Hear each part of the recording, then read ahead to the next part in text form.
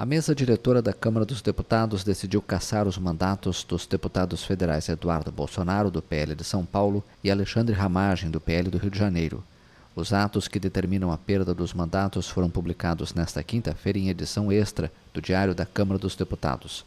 A mesa cassou o mandato de Eduardo Bolsonaro por faltas, devido ao fato de o deputado ter deixado de comparecer à terça parte das sessões deliberativas da Câmara, conforme prevê a Constituição.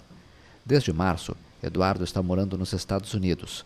O deputado pediu licença do mandato parlamentar. A licença terminou em 21 de julho, mas ele não retornou ao Brasil e já acumulava um número excessivo de faltas não justificadas nas sessões plenárias.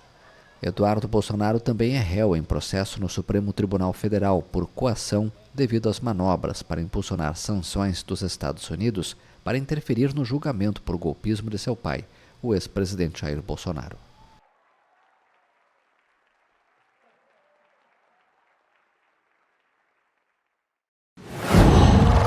Qual?